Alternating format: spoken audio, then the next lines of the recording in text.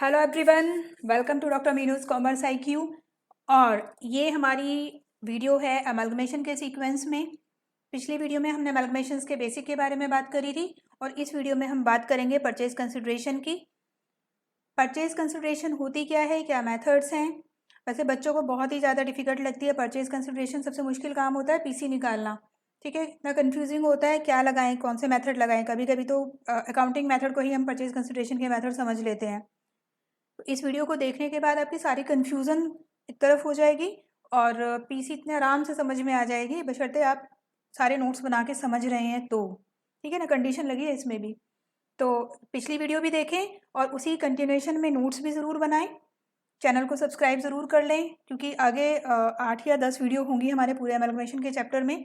तो सारे चैप्टर को समझना होगा तो आपको सारी वीडियो अगर सीक्वेंस में देखेंगे ना, 5-6 दिन लेके देखेंगे तो 5-6 डेज में आपका बहुत आराम से अमलगमेशन पूरा हो जाएगा। ठीक है, तो चलिए बात करते हैं पीसी की। परचेज कंसिडरेशन अभी हम इसको रेफर करेंगे पीसी से। ठीक है, सिंपली क्या है परचेज कंसिडरेशन। एग्जांपल लें, सपोज करो मुझे कोई मोबाइल ख़रीदना है और मेरे फ्रेंड के पास मोबाइल है, तो वो मुझे मोबाइल सेल कर रहा है, मैं मोबाइल ख़रीद रही हूँ। कंसिडरेशन क्या होगी, जितना मैं पेमेंट अपने फ्रेंड को कर रही हूँ यानी कि उसके ओनर को कर रही हूँ। मोबाइल फ़ोन का ओनर कौन है, मेरा फ्रेंड है। तो उसको मैं जितना भी पेमेंट कर रही हूँ वो क्या है, मोबाइल की कॉस्ट है, उसकी कंसिडरेशन में मैं उसको पे कर रही हूँ। तो क्या रही परचेज कंसिडरेशन, जो भी अमाउंट मैंने ओनर को पे किया, जो सेलर था उसको पे किया, दैट इज परचेज कंसिडरेशन। वही चीज़ यहाँ भी है, इसमें कौन सी मुश्किल है। Purchase consideration simply price payable by the purchasing company to the owner of selling company. Selling company के ओनर को जो हम पेमेंट कर रहे हैं वो है। अब अगर यही एग्जांपल मैं लूँ कि भाई मेरा जो फ्रेंड था वो उसका कोई वो था डेटर था, तो उसको उसने कुछ उधार दिया हुआ था।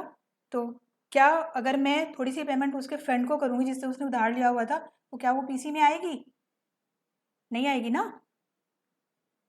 पीसी में क्या आएगा, जो मैंने पेमेंट करी है ओनर को, अपने फ्रेंड को, सेलर को, तो वही तो पीसी में आएगी। यही हम बहुत ज़्यादा कंफ्यूज होते हैं। कभी कभी डिबेंचर होल्डर को पेमेंट शो हो जाती है तो वहीं से कंफ्यूज हो जाते हैं कि भाई ये डिबेंचर होल्डर्स को जो पेमेंट करी है तो वो भी तो पीसी में आएगी। क्यों आएगी? डिबेंचर होल्डर्स कौन है, आउटसाइडर लाइबिलिटीज़ हैं। आउटसाइड लाइबिलिटीज़ अगर हम पे कर रहे हैं तो वो हमारी पीसी में थोड़ी ना आएगी। ठीक है, तो ये आगे और भी क्लियर होगा जब हम डिफरेंट मेथड्स पढ़ेंगे। सिंपली सबसे पहले तो हमें देखना है कि जितनी भी हम पेमेंट ओनर को कर रहे हैं सेलिंग कंपनी के, सिर्फ वही हमारी पीसी होगी। ये बात तो आपको ध्यान में रखनी ही है। क्लियर? ये तो हमने सिंपली बता दिया। AS14 के अकॉर्डिंग भी देख लेते हैं। तो AS14 के according the aggregates of the shares and other securities issued and the payment made in the form of cash or other assets by the transferee purchasing company to the shareholders equity and preference both of the transferor selling company। हमने बात करी है owner की। Company के owner कौन होते हैं? Share holder. और शेयर होल्डर में कौन कौन आते हैं, शेयर कौन कौन से होते हैं? Equity and preference. तो इक्विटी को पेमेंट और प्रेफरेंस को पेमेंट, दोनों की पेमेंट किस में इंक्लूड होगी? परचेज कंसिडरेशन में, पीसी में इंक्लूड होगी। क्लियर हुआ? चलिए नेक्स्ट। नाउ अब पीसी में हमने बता दिया इंक्लूड तो होगी जो हमने सिर्फ ऑनर्स को की है। अब ये भी तो जानने वाली चीज़ें हैं कि इंक्लूड क्या क्या नहीं होना है। सबसे बड़ी बात तो यही कि इंक्लूड करना क्या नहीं है। तो सबसे पहले देखते हैं कि PC does not include payment made to creditors, debenture holders और any other outside liability, cost of winding up of the transfer company, selling company. ठीक है जी। हम बाहर के आउटसाइडर लायबिलिटीज़ में क्या आते हैं? क्रेडिटर्स, डिबेंचर होल्डर्स या और कोई आउटसाइडर लायबिलिटी और कॉस्ट ऑफ वाइंडिंग अप। हम कॉस्ट ऑफ वाइंडिंग अप को भी कभी कभी पीसी में इंक्लूड करने की हम गलती करते हैं, वो बिल्कुल नहीं करनी है। Cost of winding up PC में कभी भी इंक्लूड नहीं होगी। तो सिंपली सबसे पहले आउटसाइडर लायबिलिटीज़ जो हमने पे की हैं, जो पे हुई हैं ट्रांसफर कंपनी की, तो वो कभी भी, और कॉस्ट ऑफ वाइंडिंग अप ये कभी भी पीसी में इंक्लूड नहीं होंगी। Next, it is presumed that the first these liabilities taken over and then paid by the purchasing company। हम ये मान सकते हैं कि हमने पहले इनको टेक ओवर कर लिया है और फिर बाद में हमने इनको डिस्पोज कर दिया है, सेटल कर दिया है। तो हमने टेक ओवर करा है ना, तो वो तो हमारा एडजस्ट हो गया ना, एसेट्स टेक ओवर करे, लायबिलिटीज टेक ओवर करी, और एक मेथड से हमारा नेट एसेट मेथड, उसके बेसिस पे हमने क्या निकाल ली, पीसी निकाल ली। ठीक है, तो ये हमने टेक ओवर करने के बाद पे करी है, तो उससे पीसी का कोई मतलब नहीं है, तो these will not be included in PC. Clear? Now if it is given in the problem that liability is not taken over, अगर ये भी गिवन है हमारे प्रॉब्लम में कि लायबिलिटी टेक ओवर नहीं करी गई है परचेजिंग कंपनी द्वारा, तो हम क्या करेंगे, ये मानेंगे कि जो लायबिलिटी है अब सेलिंग कंपनी की है, परचेजिंग ने नहीं खरीदी, और कौन सी कंडीशन में नहीं खरीदेगी, अगर मर्जर है तो सारी खरीदेगी टेक ओवर करेगी, और मर्जर अगर amalgamation in the nature of purchase है तो हो सकता है कुछ लायबिलिटीज एक्वायर्ड ना करे, टेक ओवर ना करे, उस कंडीशन में सेलिंग कंपनी को क्या करना पड़ेगा, अपनी लायबिलिटीज को डिस्पोज करना पड़ेगा, सेटल करना पड़ेगा, वो कहीं से भी करे, भाई जो पीसी उसे मिली है उसमें से कर दे। ठीक है, तो ये none of our business. Now consideration of amalgamation should include non cash element at the fair value. अगर कोई कंसिडरेशन पीसी में देनी है हमें, ठीक है, तो उनको कैसे पेमेंट करना है, उनको कैसे रिवैल्यू करना है। अगर चलो कैश तो दे दिया हमने, कैश में तो कोई हमें वैल्यूएशन की ज़रूरत नहीं है, अगर सिक्योरिटी देनी है, शेयर्स देने हैं, तो उनको कैसे वैल्यू करेंगे, कुछ एसेट्स और दिए जा रहे हैं तो उनको कैसे वैल्यू करना है। तो सिक्योरिटीज़ के बारे में बात करें तो अगर वो उस रेट पे वैल्यू होंगी, फेयर वैल्यू होगी उनकी वो वैल्यू जो कि किसी स्टेट्यूटरी अथॉरिटी में उसको करा है, मीन्स स्टैट्यूटरी अथॉरिटी ने फिक्स किया है। जैसे अगर हम कहें कि शेयर हैं तो स्टॉक एक्सचेंज में या शेयर मार्केट में वो कितने पे कोट हो रही हैं, उसको हम फेयर वैल्यू मान सकते हैं। दूसरा, इन केस ऑफ अदर एसेट्स में मार्केट वैल्यू गिवन होगी तो हम क्या लेंगे, मार्केट वैल्यू को फेयर वैल्यू में इंक्लूड कर लेंगे। In case market value given नहीं है और किसी तरह से प्रॉब्लम में हम उसको निकाल भी नहीं सकते, तो उस केस में जो एसेट्स होंगे they will be valued at book value. उसको हम किस में करेंगे, book value. The book value will be the fair value. Clear? नहीं समझ में आया हो फिर से एक बार पॉज करके रिवाइंड करके पढ़ लीजिए, आ जाएगा। अब बात करते हैं हम methods of determining purchase consideration. Purchase consideration कैसे डिटरमाइन करनी है। अब देखो परचेज कंसिडरेशन क्या है, this is a method of valuation. कितना पेमेंट करना है ओनर को, जो कुछ हमने खरीदा है, ठीक है, तो उसको हमें अकाउंटिंग से बिल्कुल भी कंफ्यूज नहीं होना है। अकाउंटिंग सिर्फ दो तरीकों से होगी, पूलिंग ऑफ इंटरेस्ट मेथड से और परचेज मेथड से। तो वो हम आगे बढ़ेंगे जब जनरल एंट्रीज की बात करेंगे, ओपनिंग एंट्रीज करेंगे। क्लियर? तो ये क्या है, परचेज कंसिडरेशन सिर्फ एक मेथड है वैल्यूएशन का। अब ये वैल्यूएशन हमें कैसे करनी है, ये वैल्यूएशन करेंगे, चार मेथड्स हैं हमारे पास। लमसम पेमेंट मेथड है, नेट पेमेंट मेथड है, नेट एसेट मेथड है और स्वैप रेशो मेथड है या एक्सचेंज वैल्यू मेथड है। ठीक है, इन चारों मेथड से हम वैल्यू कर सकते हैं पीसी कितनी है। अब पीसी के बाद वो चाहे मर्जर में आए या हमारे परचेज में आए, वो पीसी चेंज नहीं होगी आपकी। ठीक है, पीसी आपको इन्हीं चार मेथड से निकालनी है। क्लियर? अब बात करते हैं लमसम पेमेंट मेथड की।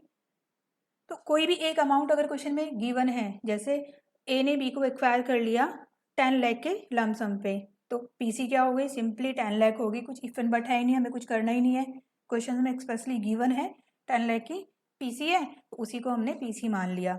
तो सबसे आसान है, अगर ये गिवन है तो और कुछ करना ही नहीं है। ठीक है, बड़े अच्छे क्वेश्चन होते हैं जिसमें ये गिवन होता है, बट बैड लक गिवन नहीं होती है हमें कैलकुलेट ही करनी पड़ती है। अब आगे आते हैं हम सेकंड, नेट पेमेंट मेथड।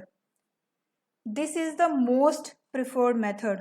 सबसे पहले अगर लमसम के बाद, जनरली लमसम गिवन नहीं होता है, फिर भी गिवन है तो कर लेंगे, अगर लमसम नहीं गिवन है तो सबसे पहले हमें कौन सा मेथड क्वेश्चन में लगा के देखना है, नेट पेमेंट मेथड लगा के देखना है। हमें ये देखना है कि नेट पेमेंट मेथड से हमारी पीसी निकल रही है या नहीं निकल रही है, तब हम कहीं और जाएंगे, नेट एसेट मेथड पे बिल्कुल नहीं जाएंगे, सबसे पहले नेट पेमेंट मेथड को ट्राई करेंगे। तो दिस इज, इसलिए मैंने लिखा है सबसे प्रिफर्ड मेथड है। PC is ascertained by adding up the cash and the agreed value of the shares and the debentures allotted to the transferee company, purchasing company by the transferee company to the shareholder, equity and preference both of the transferor company, selling company in the discharge of their claim. Simple सी बात है, किसको मिल रहे हैं, owner को। जो purchasing company है वो सेलिंग कंपनी के ओनर्स को क्या दे रही है, in form of cash, in form of debentures, in form of preference shares, किस रूप में दे रही है, ठीक है, that is purchase consideration. Clear. और ओनर को मिलेगा, दैट मीन्स इक्विटी और प्रेफरेंस को देखेंगे बस कि इक्विटी और प्रेफरेंस को क्या मिल रहा है। अगर क्वेश्चन में क्लियर है कि इक्विटी और प्रेफरेंस को इतना दे रहे हैं और कुछ चेक कुछ दिया हुआ हो या नहीं दिया हुआ हो, तो हम मान के चलेंगे कि नेट पेमेंट मेथड से हम अपना क्वेश्चन सॉल्व कर सकते हैं। क्लियर जी। अब इसमें क्या नहीं इंक्लूड करेंगे, पेमेंट टू डिवेंचर होल्डर, ये तो पहले ही नहीं करनी थी, बता चुके हैं। पेमेंट टू आउटसाइड लायबिलिटी बिल्कुल, वाइंडिंग अप चार्जेस बिल्कुल, तीनों हम पहले भी डिस्कस कर चुके हैं कि पीसी में ये कभी भी इंक्लूड नहीं होंगे। पेमेंट टू डिवेंचर होल्डर, हाँ, परचेज कंसिडरेशन के बदले में सपोज करो पीसी निकल के आई हमारी 10 लाख रुपीज़, 10 लाख में हमने सेलिंग कंपनी को 2 लाख के शेयर दे दिए, 5 लाख के प्रेफरेंस शेयर दे दिए, 3 बचे, 3 लाख के डिवेंचर इशू कर दिए। ठीक है, तो ये तीनों क्या हुई, परचेज कंसिडरेशन हुई। परचेज कंसिडरेशन को हमने इन तीनों वे में दिया है। क्लियर। वहाँ हम डिवेंचर को इंक्लूड कर रहे हैं, लेकिन अगर डिवेंचर को पे करने की बात आए, डिवेंचर को पेमेंट करने की बात आए, तो वो हमारी परचेज कंसिडरेशन में इंक्लूड नहीं होगी, क्योंकि वो क्या है, हमारी आउटसाइड लायबिलिटी है। क्लियर हुआ ये पॉइंट। चलिए next, net asset method. Third method है हमारा नेट एसेट मेथड। अगर हमें परचेज, अभी हमने जो पढ़ा है नेट पेमेंट मेथड, अगर हमें ये नहीं दिया हुआ है कि कितना हमें इक्विटी को देना है, कितना हमें प्रेफरेंस को देना है, हमें सिर्फ ये दे दिया कि इक्विटी शेयर को हमने इतना दे दिया और बचा हुआ हमने कैश में दे दिया। अब बचा हुआ कैश में, यानी कि क्वेश्चन साइलेंट है, पीसी निकालनी पड़ेगी। अब इक्विटी को कुछ दिया है, लेकिन उसके अलावा भी कुछ और दिया है, वो कहाँ से निकालेंगे, अब निकालेंगे हम नेट एसेट मेथड से। नेट एसेट मेथड क्या है, total assets minus outside liabilities.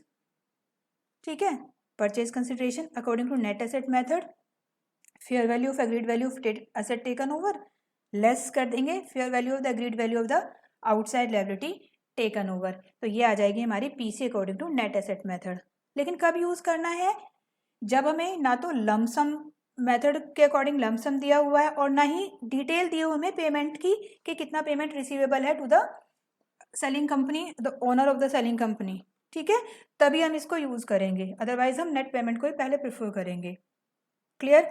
अब बात आती है यहाँ एसेट्स, एसेट्स कौन से और यहाँ लायबिलिटीज कौन सी, क्या इंक्लूड करना है, क्या इंक्लूड नहीं करना है।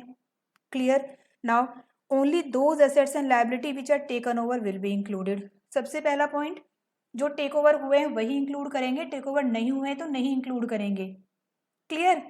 अब यहाँ बिल्कुल भी कंफ्यूज मत होना, अगर हमने सारे टेक ओवर कर लिए तो हमारा मेथड हो गया मर्जर वाला, पीसी तो सेम रही। अगर हमने कुछ छोड़ दिए तो मेथड हो गया हमारा in the amalgamation in the nature of purchase वाला, पीसी तो सेम रही। तो पीसी का अकाउंटिंग मेथड से कोई लेना देना नहीं है। ठीक है, तो हम बाद में देखेंगे कि कौन सा, पहले पीसी निकाल लो, बाद में देखो अगर सारी टेक ओवर कर लिया है तो यानी कि मर्जर है, वहाँ अकाउंटिंग ट्रीटमेंट वैसे कर देना। If PC if not taken over transfer will not included in PC, अगर कोई नहीं टेकन ओवर हुए हैं तो वो पीसी में इंक्लूड नहीं करेंगे, पहला पॉइंट। दूसरा ऑल एसेट्स, अब एसेट्स में क्या क्या आएगा, always include cash and bank.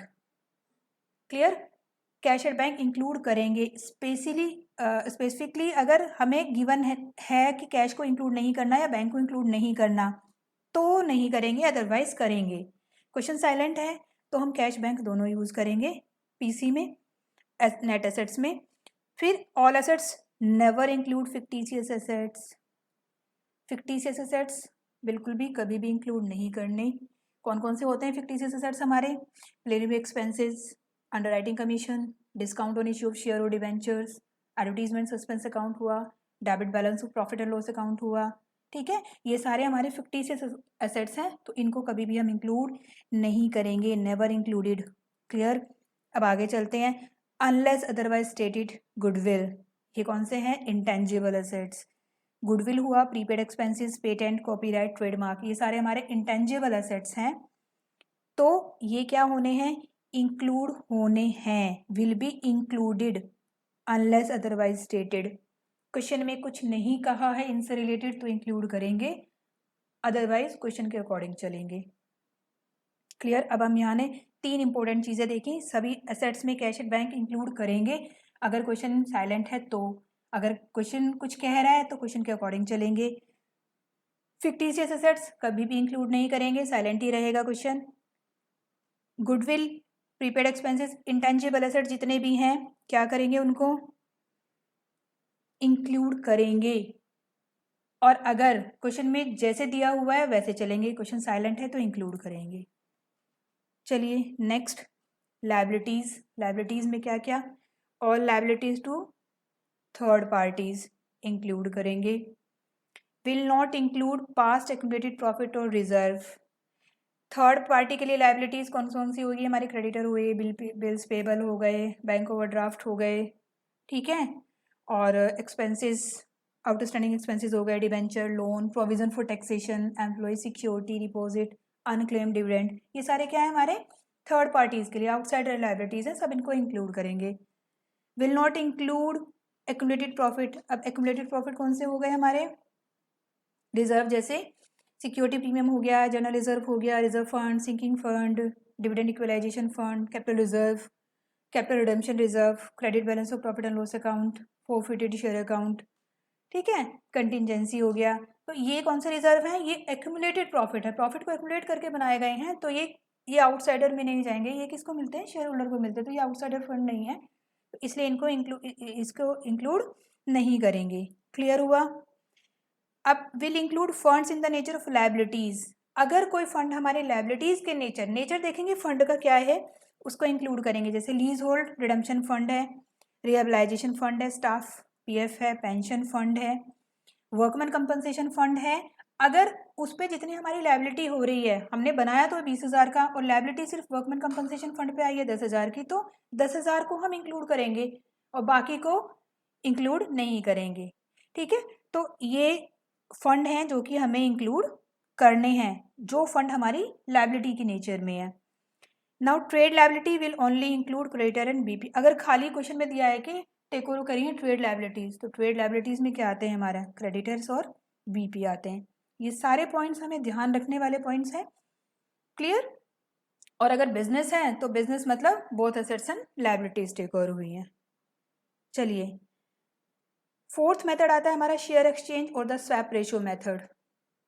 ये बेस होता है हमारा इंट्रिंसिक वैल्यू पे, यानी कि रेशो क्या है शेयर एक्सचेंज की, सेलिंग कंपनी के कितने शेयर के बदले में नई कंपनी कितने शेयर्स दे रही है, ठीक है, तो this is share exchange ratio या स्वैप रेशियो मेथड।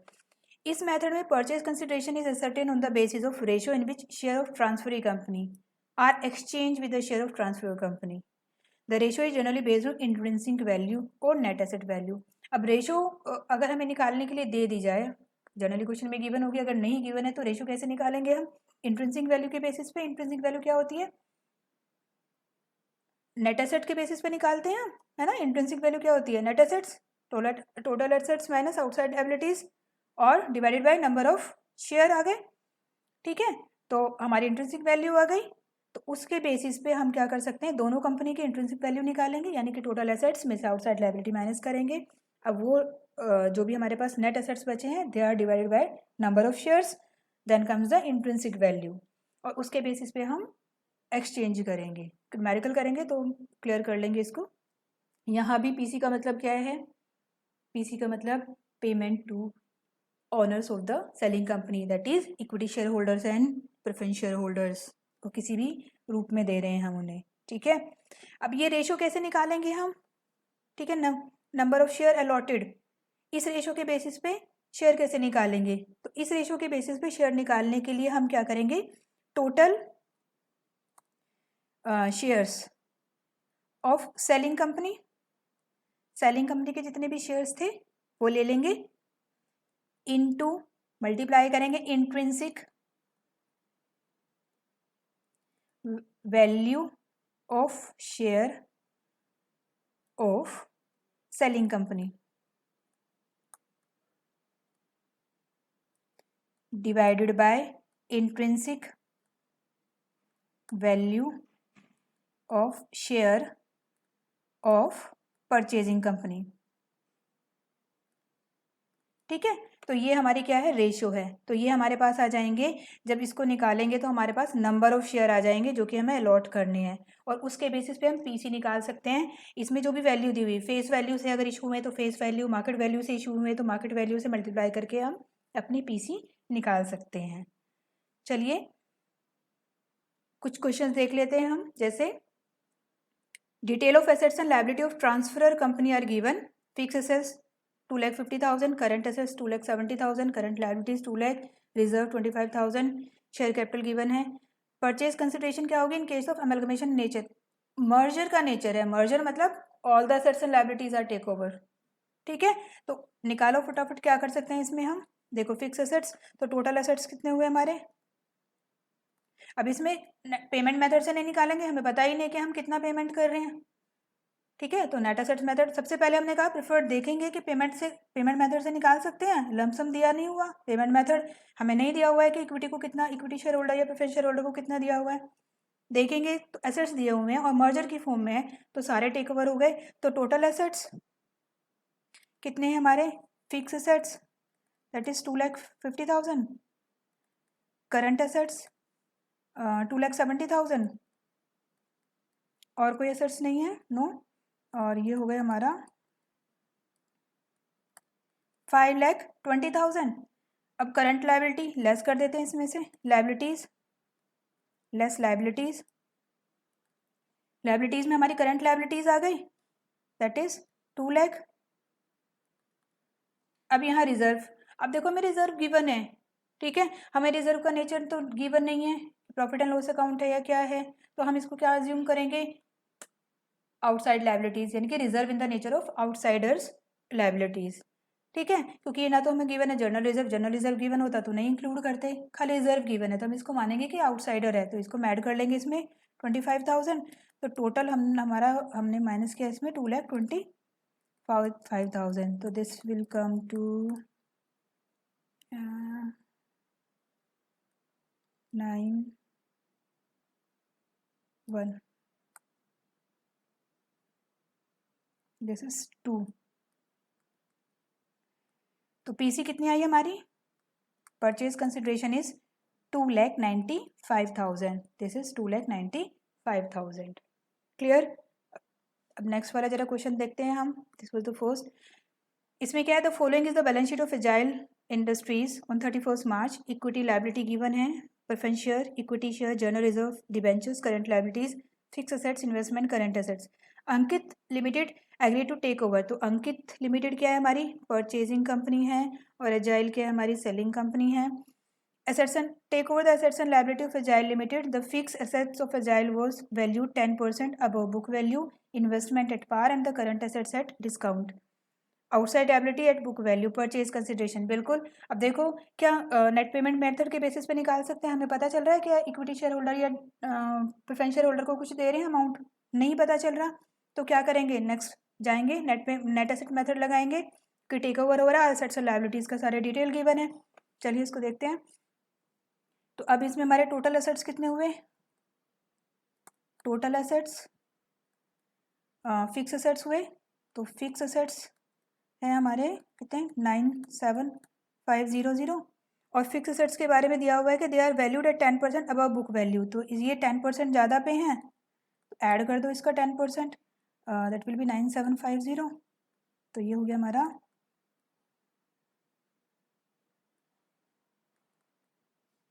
1,07,250। ठीक है, और इसके बाद क्या ऐड करना है, इन्वेस्टमेंट ऐड कर देंगे, कितने हैं 18,000, एट पार है इन्वेस्टमेंट। और ये करंट एसेट्स, अच्छा करंट एसेट्स में भी क्या है हमारा चेंज है, करंट एसेट डिस्काउंट पे हुए हैं, तो करंट एसेट्स 15,000 माइनस 1,500, तो ये हो गया हमारा 13,500। दिस विल कम 1,38,750। तो ये आ गए हमारे टोटल एसेट्स। अब देखिए लायबिलिटीज देख लेते हैं, लायबिलिटीज कितनी है हमारी, लायबिलिटीज में हमें क्या करना है, आउटसाइडर लायबिलिटीज देखनी है, तो क्या प्रेफरेंस शेयर होल्डर तो कैपिटल है, इक्विटी भी कैपिटल है, जनरल रिजर्व आएंगे क्या, नहीं आएंगे, किसका फंड है? शेयर होल्डर का फंड है, आउटसाइड लायबिलिटी नहीं है। तो आउटसाइड लायबिलिटी के नाम पे हमारे पास क्या बची? डिबेंचर्स और करंट लायबिलिटी। डिबेंचर है आउटसाइड लायबिलिटी, तो इन दोनों का टोटल कितना आया हमारा? 36,000। तो लायबिलिटी माइनस लायबिलिटी कितनी हुई हमारी? 36,000। तो पीसी कितनी हुई हमारी? PC is equal to 138,750 assets minus 36,000।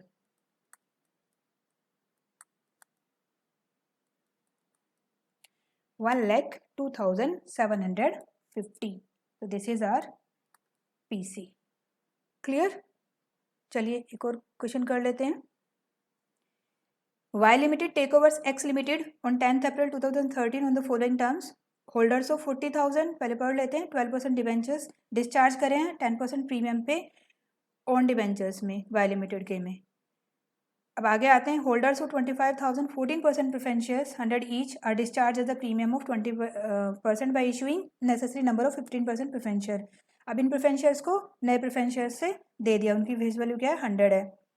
अब इक्विटी शेयर्स हैं 7,50,000, 10 each fully paid up. The intrinsic value per share is 20 and that of Y is 30। अब यहाँ इंट्रिंसिक वैल्यू हमें गिवन है, तो रेशो को लगाना पड़ेगा नंबर ऑफ शेयर निकालने के लिए।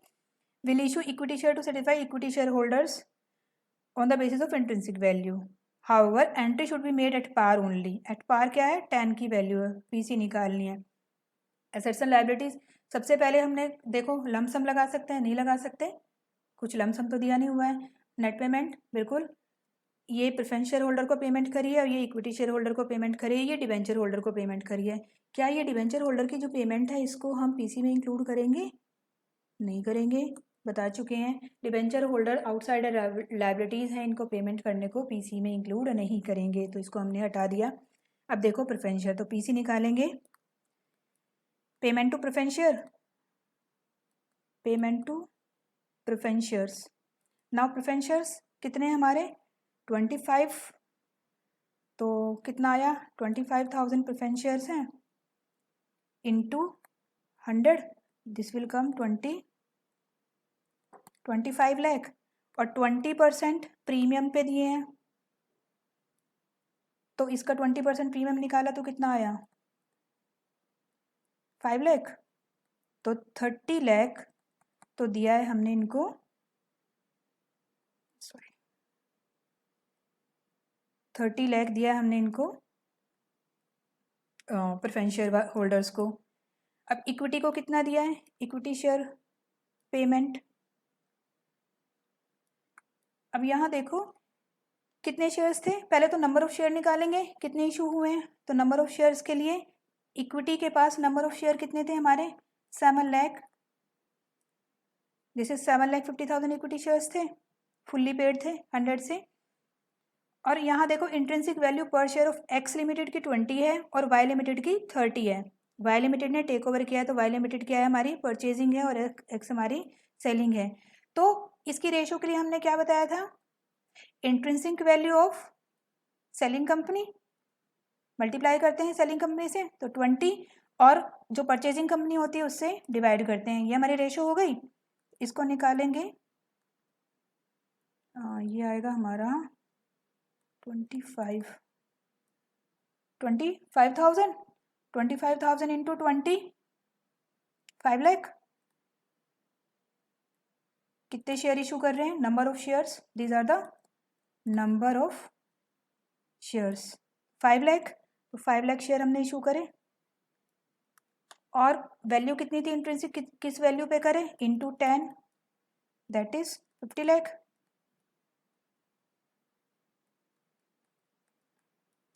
तो ये पेमेंट होगी प्रेफरेंस को, ये होगी इक्विटी को, तो टोटल कितनी आ गई हमारी? 80।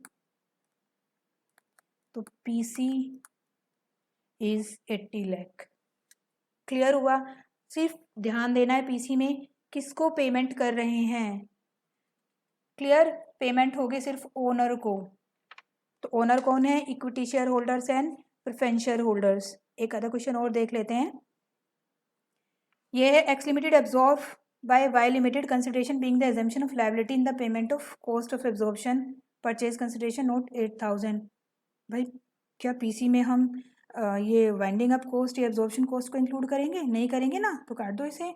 कोई भी थी, एक्चुअल कॉस्ट थी, कुछ भी था। The payment of debentures 1 lakh at a premium of 10%, 12% debenture issued 96%। Debenture को पेमेंट कर रहे हैं, करेंगे इंक्लूड? ना करेंगे, छोड़ो इसे भी। आगे चलते हैं। Allotment of 6 equity shares of 10 each fully paid for every 4 share in x limited.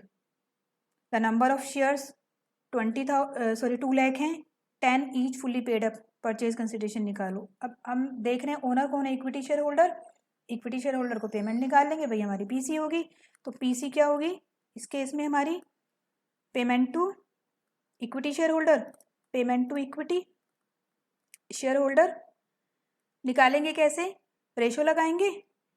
2 lakh share थे सेलिंग कंपनी के, ठीक है, और 4 शेयर के बदले में 6 शेयर मिल रहे हैं नई कंपनी के, परचेजिंग कंपनी के। तो निकाल लो रेशो कितनी आई? 30,000, ठीक है, 30,000 नहीं, 3 लाख। कितने आ गए number of shares? Number of share 3 lakh, और वैल्यू कितनी है? 10। तो 10 से मल्टीप्लाई कर देंगे तो that will be 30 lakh. PC कितनी होगी हमारी? 30 लाख पीसी हो गई। पीसी फिर से ध्यान रखो, payment to owners, equity and preference, बाकी कुछ नहीं। बाइंडिंग अप चार्ज कभी नहीं इंक्लूड करेंगे, डिबेंचर होल्डर को पेमेंट कभी नहीं इंक्लूड करेंगे। तो बिल्कुल भी कंफ्यूज मत होना, पीसी बहुत आसान है, बहुत आसानी से हो जाएगा। और थोड़े से क्वेश्चंस को निकाल के देखो, आराम से हो जाएगा। चलो एक और ये कर लेते हैं।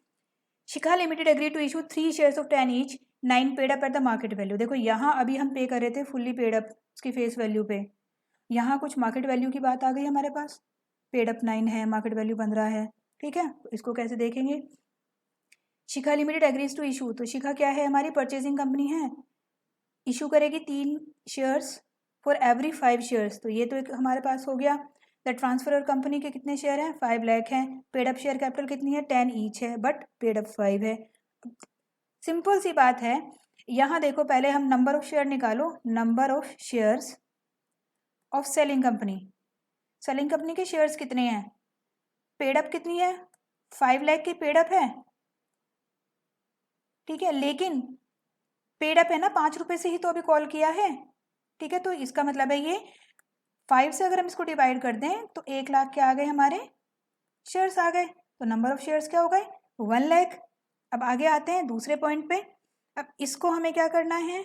रेशो निकालनी है। 1 लाख शेयर थे, कितने मिल रहे हैं? 5 शेयर के बदले में 3 शेयर मिल रहे हैं नई कंपनी के। तो 5 से डिवाइड किया, 3 से मल्टीप्लाई किया। क्लियर? तो कितना आया ये?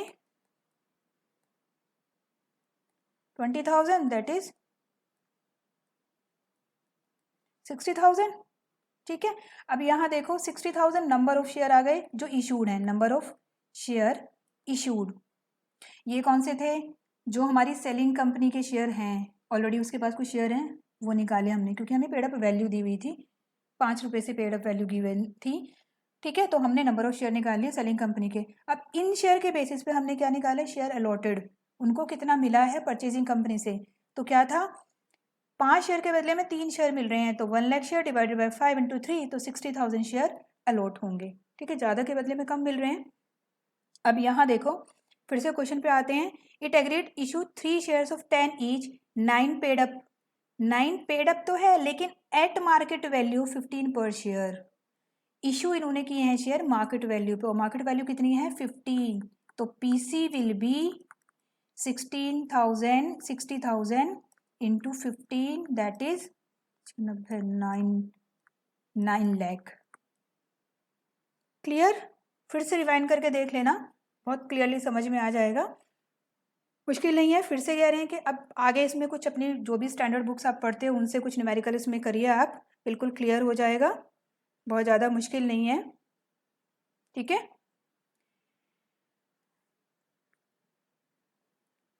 और चलिए, बहुत सारा हो गया इसमें। आगे आने वाली वीडियो में हम जर्नल एंट्रीज देखेंगे। देखो, रिजोल्यूशन होता है, हर एब्जॉर्प्शन और अमेलगमेशन है जो भी हो, उसमें डिसोल्यूशन होना है। जब डिसोल्यूशन होना है तो सबसे पहले क्लोजिंग एंट्री होंगी। अब क्लोजिंग एंट्री होंगी दैट मीन्स डिसॉल्व हो रहा है ना। डिसोल्यूशन पड़ा था पार्टनरशिप में, क्या करते हैं, रियलाइजेशन अकाउंट बनाते हैं कि नहीं, वही तो बनाना है।